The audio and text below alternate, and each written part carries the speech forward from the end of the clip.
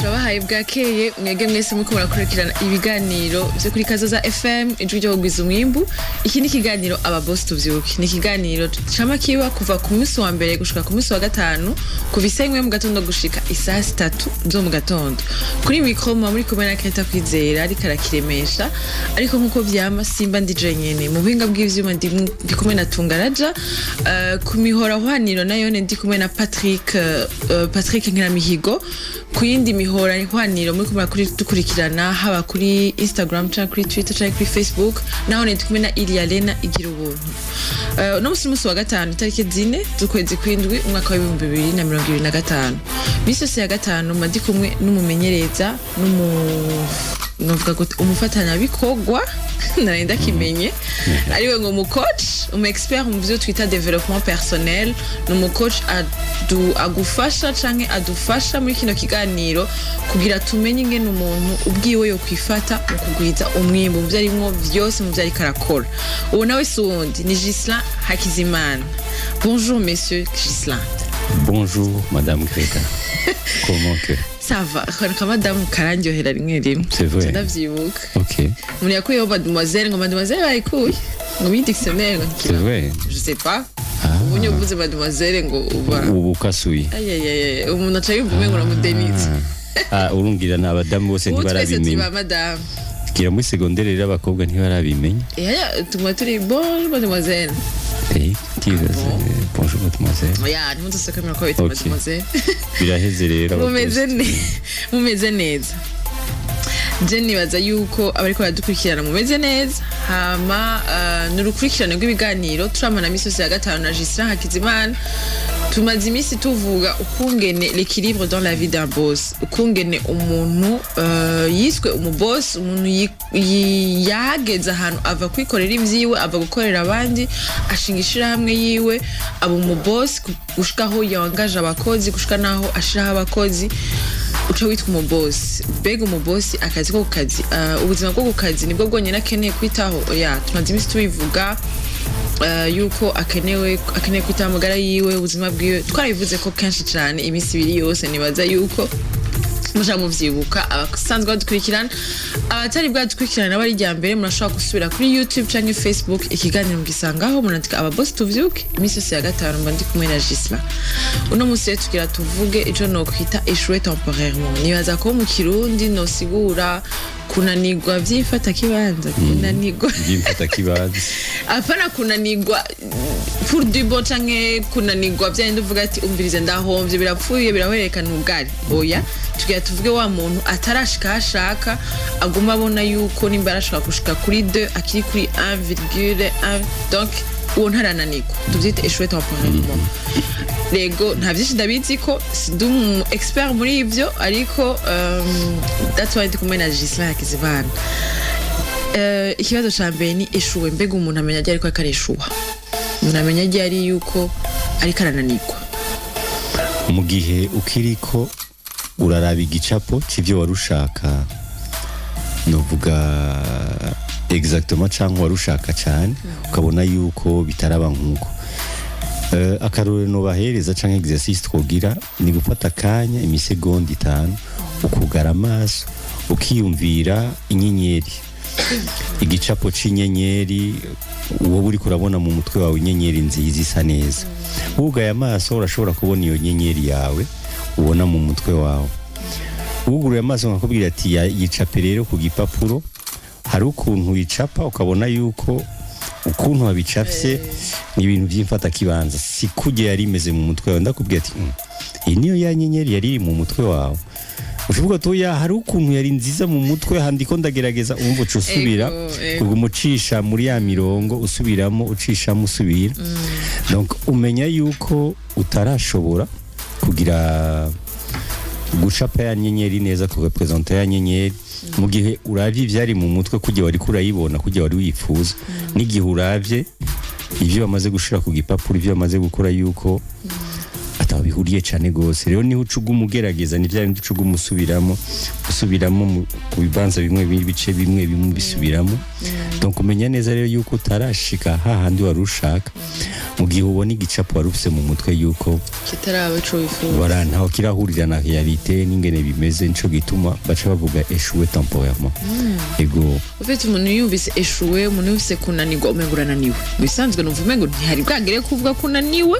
numva umengo ahubwo wari kuvuga sindashika kuco shaka kubisanzwe byari bikwiye kuba bimeze uko bavuga mu karorero bakunda gutanga kenshi abiga comportement y'umwana w'umuntu imyifato y'umuntu bavuga ngo umuntu ko kubera ngo ashobore kumenya gutambuka umwana akiri muto agira shimama dede agenda yifatisha ku bintu biri iruhande imeza n'intebe avuga ngo agwa incuro hafi irenga 5,000 agwa haguruka ashobore gutambuka voilà umva hajya anyujya mwana aba ariko arapima mu mutwe waba ariko aribona ariko aratambuka ariko voilà mu mutwe wiwe aba ari ibintu bikomeye c'est tout ahubwo mahato okay aho je vuga ngo okay akundi ndabandanyije urumva rero iyo mwana voilà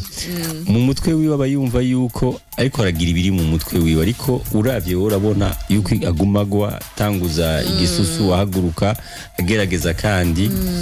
rero n'umwana w'umuntu nawe nyene hari ikintu yarakwiriye kubandanya mu kwigisha uyo mwana ni kumwigisha yuko on peut échouer temporairement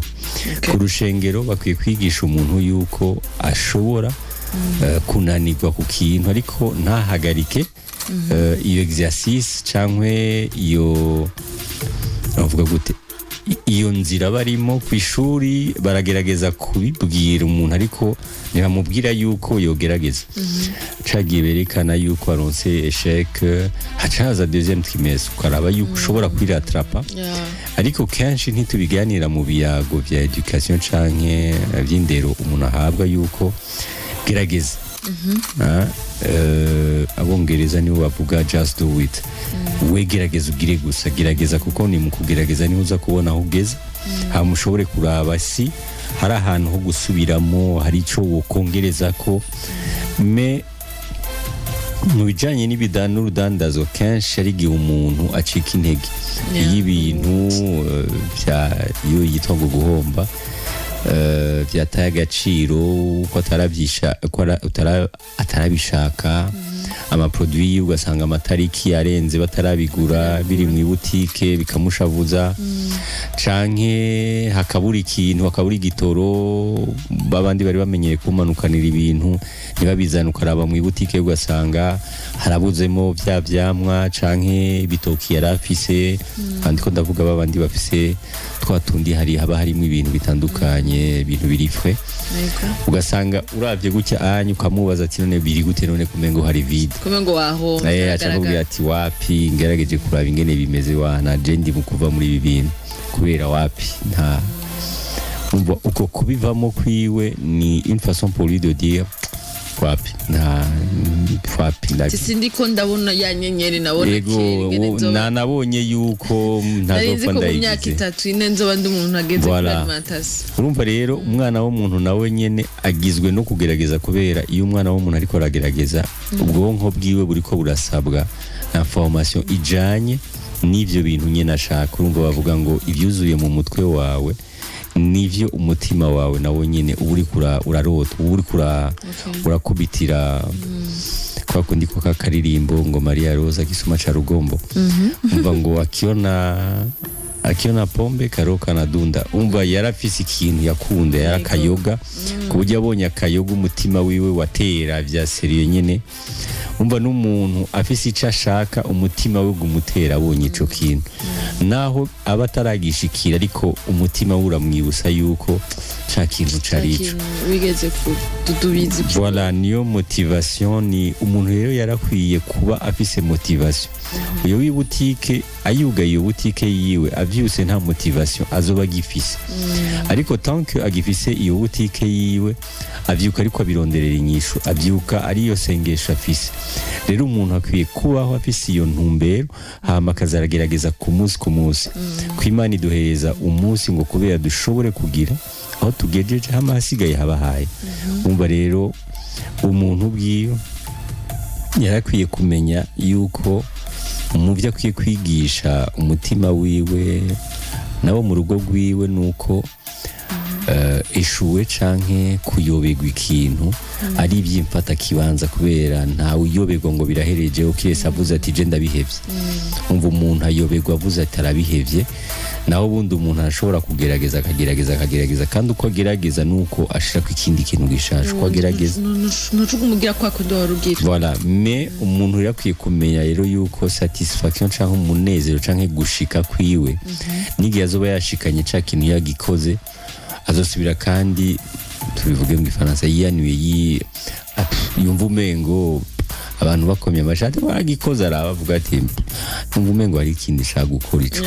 nta numwegera voilà nagahuzu wari kurarondera wamaze ukaronka ntiwuzuza uvuga cyane umva umwana w'umuntu agizwe no kuronka ivyintu avyukira akora donc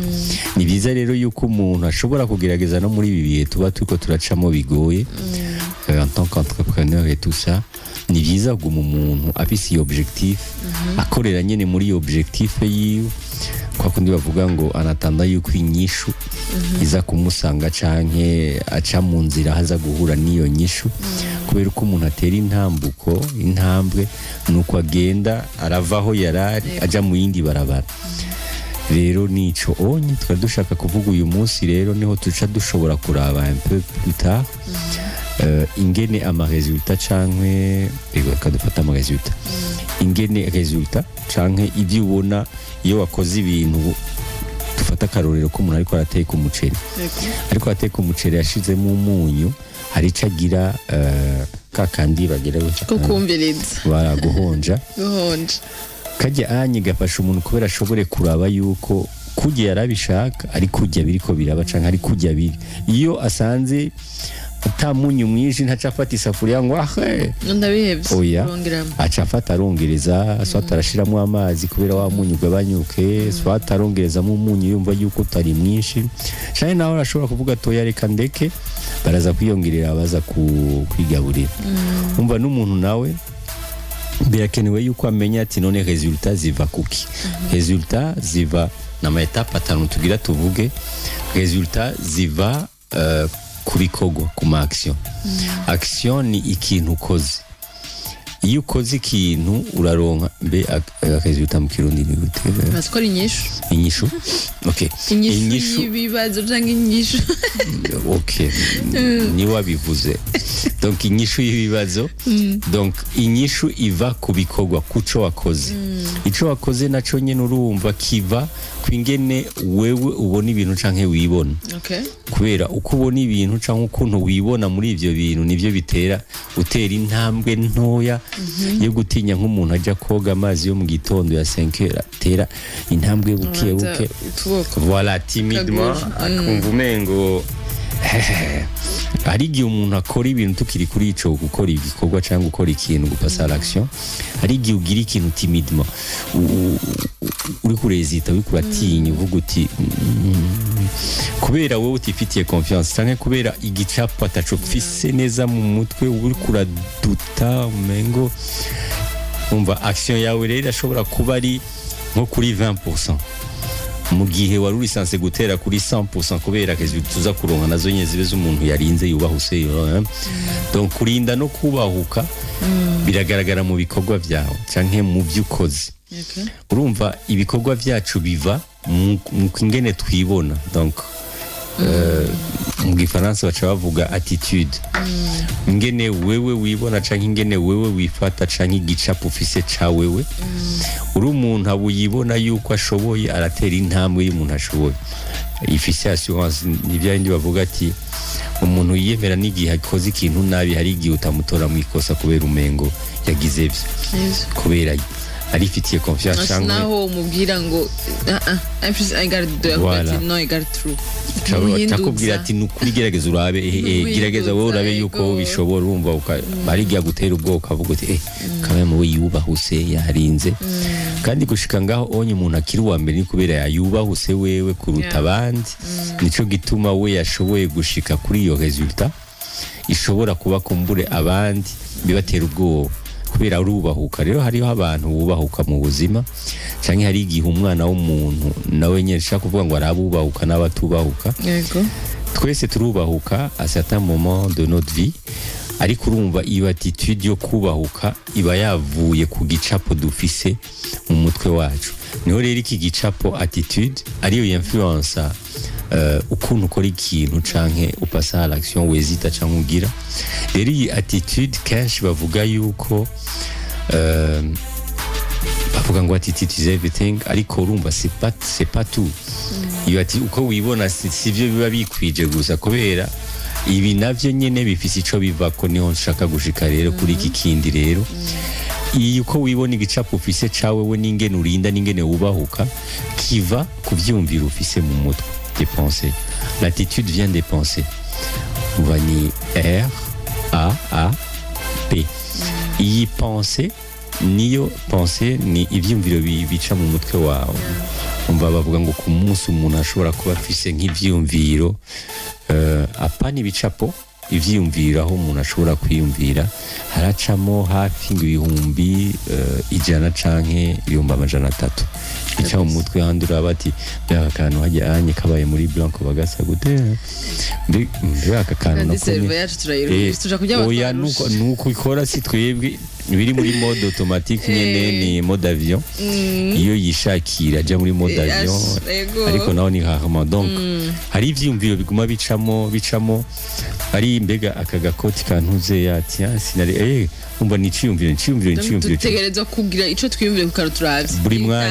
buri mwanya urumva les 5 sens canke amaso amatwi ururimi byose biraguha ama information muri ayo ma information rero haca hazi ikintu citwa igicapo ucusuzuma ukaraba yuko cari ico canke ari gihe biba rero biri automatique bimwa birengana vyonyene yari ntuzo yasinyariwe asana ntuze kisana kijya anja kisana nyene ni aho yasiwe donc ni gusa ico ubwonko buba ariko buraronda nshakindi c'umutima ikintu ufisemo objectif niho umutima ucukugumiza kukaraba tikirabe neza mubaze sino umutima udasivye kijya kintu kikuraba ni kikuraba nani byandi bavuga ngo yita kuraba uraba hasi urumva kenshi rero bigenda gutyo onye ariko umwana w'umuntu nawe ntavyamenye gute navyo narinzi yuko iyo umutima udasimvye ikintu kidakenewe niko kundi kwa kakaririmbo natanguye ndirima naho kaza kubabaza ba Maria Rosa umva Maria Rosa gisuma ca rugombo akiona chupa karoka na dunda urumva ni arakunda ku buryo abonye citron ntaco bimubwiye abonye ntaco ariko namarura yabonye ntaco bimubwiye umva si umunyagisagara cyane gose ngura ariko abonye kantuzeya umutima wiwe rero n'umuntu rero afise objectif nico onye rero kica kibani vya vyumviro biriko birapasa mu mutwe ece kigumiza gutya anje ndavuga ati tugisuzume neza tukirabe rero neske ni cakindi eske niho haca haza rero cakindi ca oya sico ariko cari kicegereye reka tugerageze turabe yuko ataco tokongereza kubera bishake guse navyo donc ivyumviro vyacu nivyo bituma twibona uko twibona twiyumva uko twiyumva nico gituma bavuga urafata ivyumviro vyawe ugerageze kubikadra ntibibe ivyumviro bibi kakaririmbo ka ninde ivyumviro bibi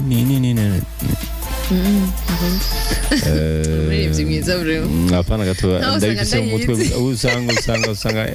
turacari mu gitondo kandi vendredi ngi dogo ivyumviro bibi tuvyime je sais pas ikibanza ibintu mwe nivyo onye donc plus ushira ivyumviro bibi mu mutwe plus nawe uri expose ku ma action mabi donc ku migenzo mibi ingene imico ingene uza kwibona yuko umuntu ameze ukuntu agakora ibikorwa nk'ibi hamagaza utazikazuku urumva ivyumviro bibi bituma ugira imyifato bituma ugira ibikorwa directement mais imyifato n'ingene wibona uvuga ngo jewe comment tu te définis bya bindi hari abantu buri mwanya kubira ngo jewe ariko arivuga ngo jewe ariko kamuraba ati no siwe kuri twariganye muri primaire niho rumeze uko oni iyo ningeso nshaje utanguye kwaduka uri kugendana bakanaka cyangwa donc ni byiza rero yuko umuntu amenya ingene bikorwa ibi vyumviro navyo nyene rero dukeneye kumenya ico bivako bya bindi birundanye mu mutwe wacu ivyumviro biye ati je ndakwerekana ukuri be kandi je ndabihevye cyane kandi ibi inye navyo ivyumviro biva ku ma information information amakuru aca mu mutwe wa des informations zica mu mutwe ça veut dire ico ucuhereje amaso kiraza kugwereza information urumva ni kurabaho ushira amaso yawe kubera ico haya amaso nico kica kizana voilà kica kizana ca gicapo hama birateba nawe wibone uri muri ca gicapo utangure kwiyumvira utangure kumayindije uvuga uti mbega hajya nguze bijya donc plus tu y penses plus tu commences à te voir muri ico kintu plus tu te vois muri ico kintu plus umunsi muzo passe à l'action et puis tu auras des résultats cyangwa des conséquences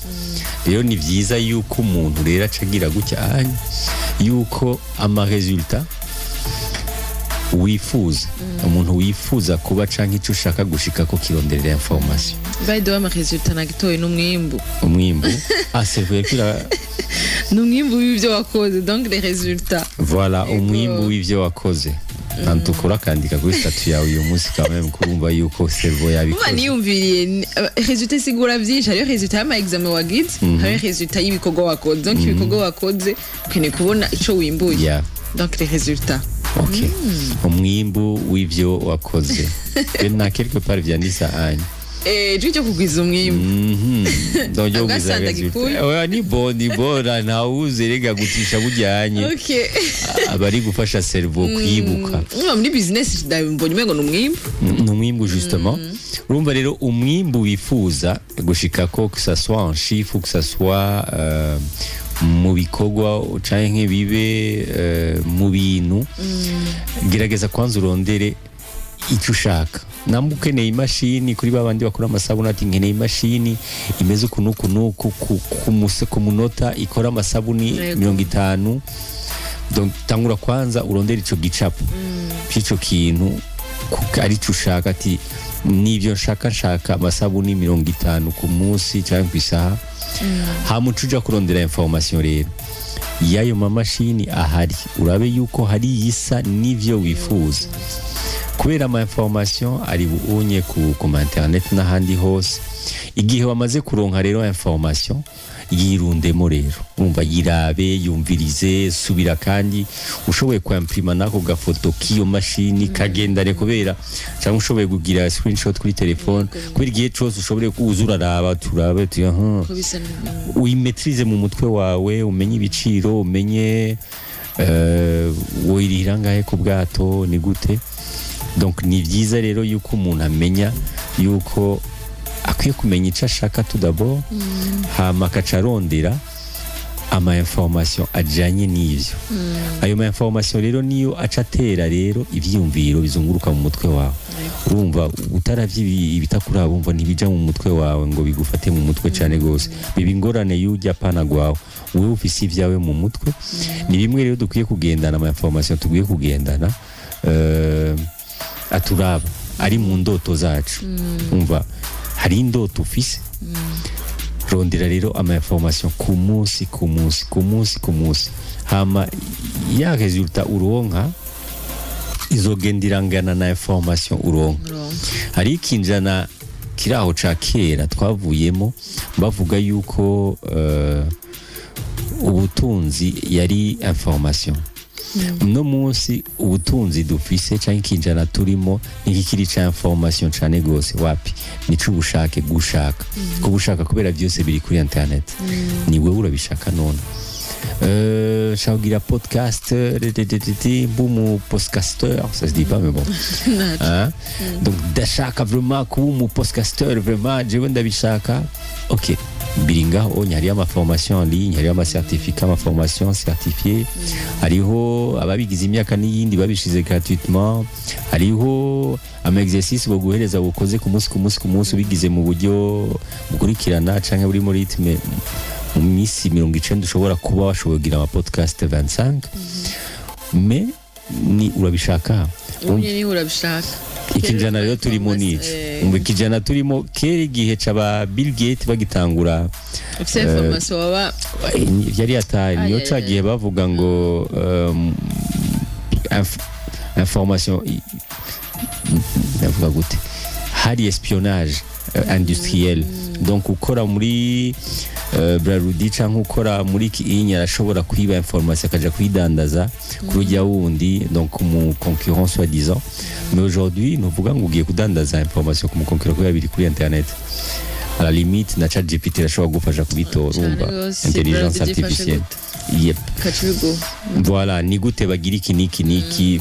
kuri internet uragisanga ubu rero byose birahari kuri internet ama information hasigaye rero kuri ningikusha kuragishaka kubugishaka réellement donc on twari twasimbye gatoya ukuvuga ivyo binjana tuzobivuga ikindi gihe kuya tushobore kumenya ikinjana turimo twebwe mais en attendant umuntu ashobore kumenya iyo fonctionnement yiwe y'umwimbu ariko araronka kubera iko iyo mwimbu ugera ni kubera ama information yarondeye angana n'uyo mwimbu presque en fait ni presque 45% uko ugenda urayisubiramo iyo information nuko ugenda urayimetriza n'umwimbu ugenda uraduga uragerageza information kongereza ku yindi ugateba ukagira ivyumviro vya gute wewe wibonamo hama ugateba ukarinda kukigira ico kintu hama ugapasa l'action ukavuga ati nuno muzinza kubipima dufata karorero gatoya waravye video y'ingene bagira ice cream kuri mvuze kuri ari weekend oya kunda crème glace vraiment ego haranashuha mu Burundi sama voilà ntituri Gitega canke Ngozi ngo kubera narabona ciye ruguru mbona handitse ngo ice cream ndibaza none ngaba bazijya none baronka ego babigenza gute yafu ndarazi try voilà basi zatangawizi mais bon urumva ubonye recette ya gute bateka ice cream bega ice cream kubera gitwayibuze si bose bashobora kwitahura kumbura crème glace ibarafu voilà ibarafu babandikira ngo ya Titanic ibarafu kabona ingene bayiteka canke bayigira ukayiraba ku video ukabiraba ukabimara ku mwanya uri kurabiraba ukabibona kabisa ingene babigira ariko rero hagaca haba ikibazo ubu urafise information utangiye kwibona uri kurabigira uri kurapima uja kurondera isukari uja kurondera amata uja kurondera colorant uri kurabibona mu mutwe ariko nturahaguruka uracicaye aho onye nawe akacaba confiance ukuraba nuko ga confiance gatangura kuza buke donc novuga audace canke kubahuka kimwe ca gatatu cagute wibona esko wibona ukurabishobora ndafise ubwo reka nsubire kandi ndabe simpabe nihenda nsange byacisa amazi ucusubira kandi ukaraba ka video akacaduga kandi iciyumviro cingene wibona ukasubira kandi kuronka confiance yongerejeko mais iyo confiance yawe izobingana rero na pourcentage ingene uza kubahuka plus confiance iba nyinshi plus nawe uraba information plus nawe urinda kuruta tino kuri jengi reka ndamusaba amahera Greta antiza mwana jewe umutwe akubwira ati ntuwabuhomba ukacuvuga ati sha nabiravye suffisamment kubera mbona yuko nshobora kwishobora donc c'est l'information ugumusubiramo kandi kubera ubwo bukuvemo hama tu vas passer à l'action quand tu passes à l'action biragufasha gushobora kuronka resultat ugashobora kumenya yuko aye msene numvise neza kumbe hari ikintu kibuze mu kubera kibyabaye gute usubira kuri information ni hehe byanani kubera kibyanani hari gihe uraba bikakwesha pakandi nigi uteba ukavuga uti rero je naravye ariko ni vyiza yuko mpindura mu kurondera information kwanje mve kuri internet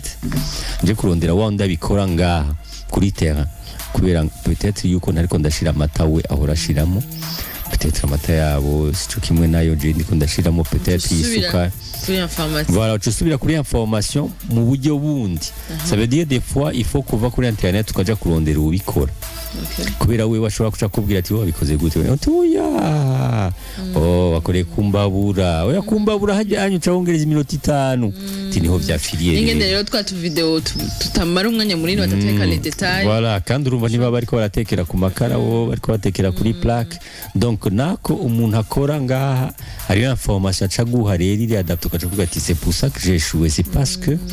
mais il y a échec temporaire. Si tu n'as pas le résultat que tu veux, va chercher l'information, mais kuyindi format canke kuyindi façon.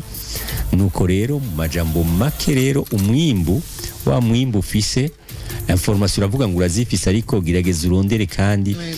ubundi buryo bwa information urumva namba biri ku gipapuro gerageza kurondera audio yavyo umve namba bivugwa kujya cankwe urondere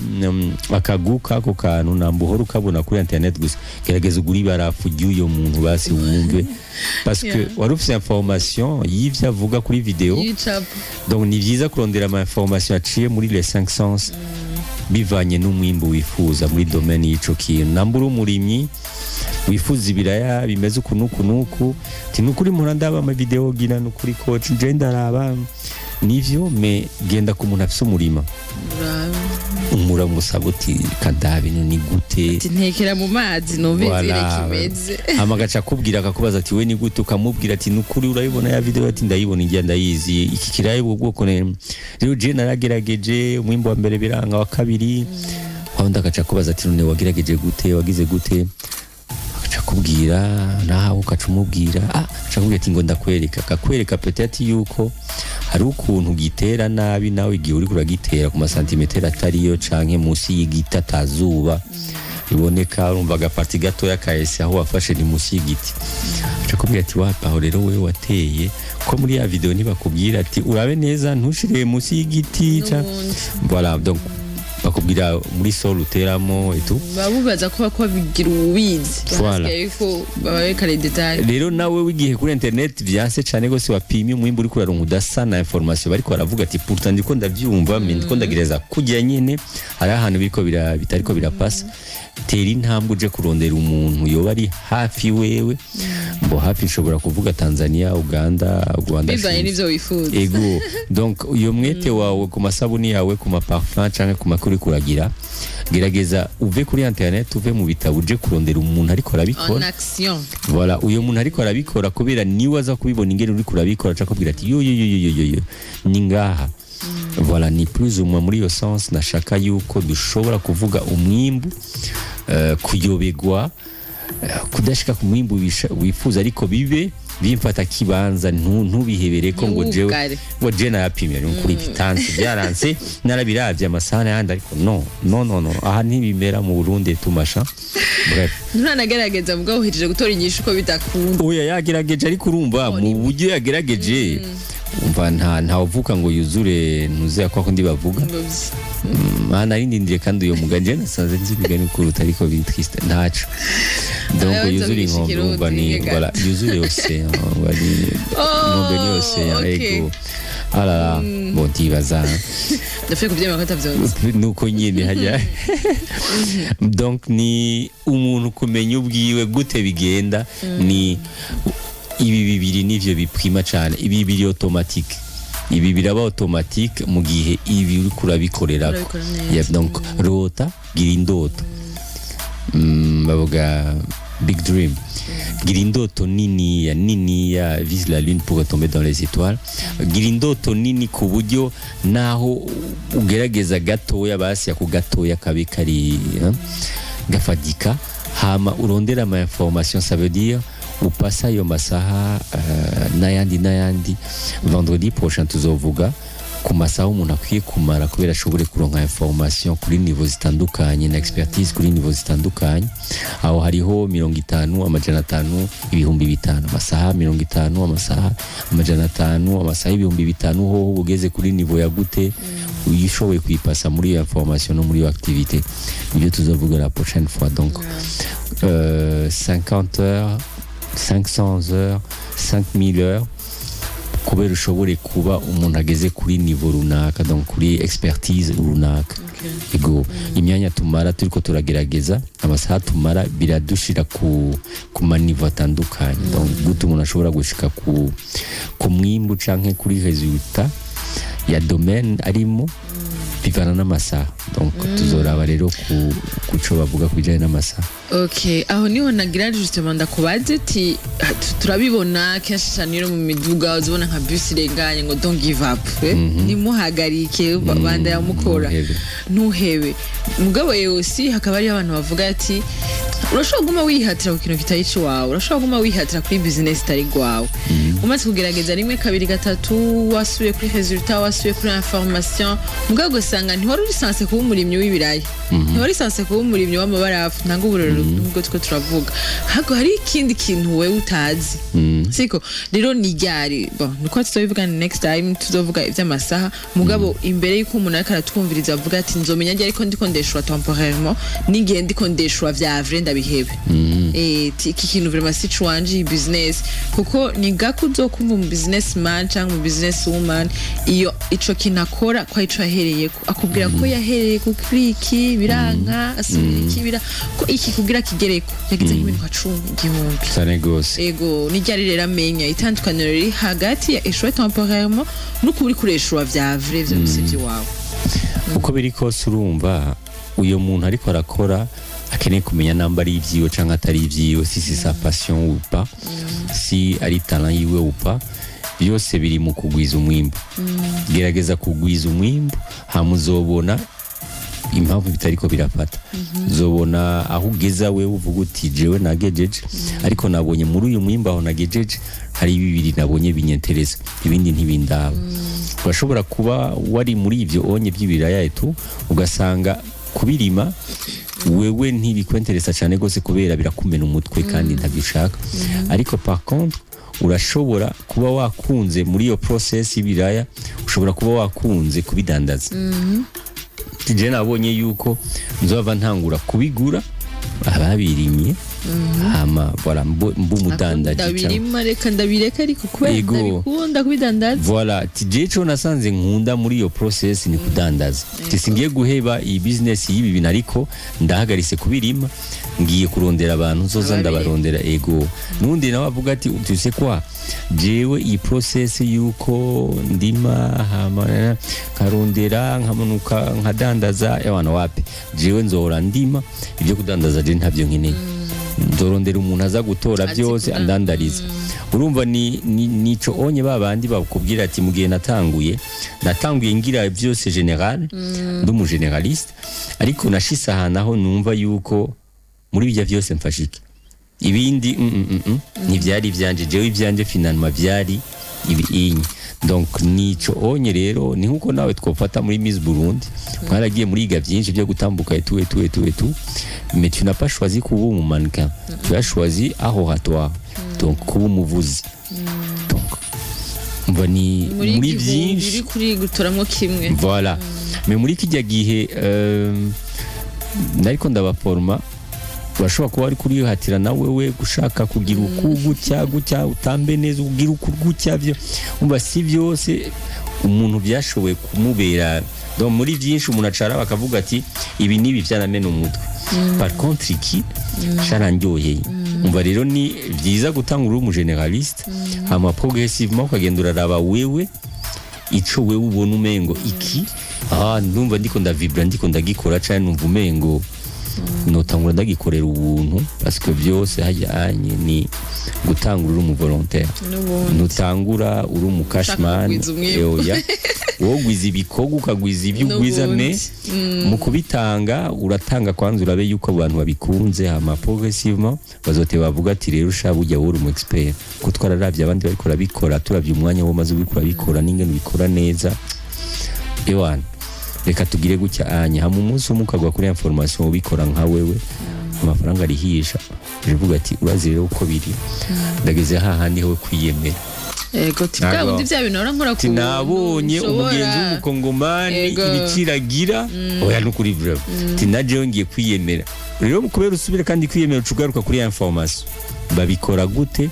babikora mu buryo bwa gute kubera bashobore kurihisha wa mwimbu wari wifuza gaca biba ngo profession gaca bati araga certificat bikeneye ukacusubira kandi kuri ya information urumva umuntu aguma agaruka kuri ya information ntibyanga ariko naho nyene agaruka kuraba ya ndoto est-ce umwimbu nari nifuza n'uyu uyu mwaka no kubahuka nkarinda tereka ndaba abandi babikoze gute barinda est-ce arababikora abakora iyo chiffre d'affaires donc nico ca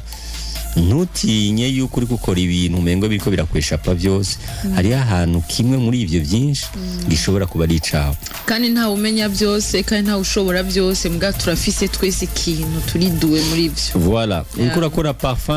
ama mélange arakugora peut-être yuko wewe uri passionné na ma parfum urashobora kugura muri Tanzania ha mukizanira ngaho ugashira mu macupa yawe n'ama etiquette yawe canke nawe ukagura yakoze je sais pas hari igihe umuntu ashobora ari parfum voilà mais uvuga uti je ndakena ama parfum ari personnalisé neza ukuntu babigira je biranshisha hari ukuntu batandika neza kandi bari bashobora gushira akantu keza okay wegura amugure n'amacupa uzura bango ushira ko etiquette ya bien amugira brand nziza donc muri yo chemin yose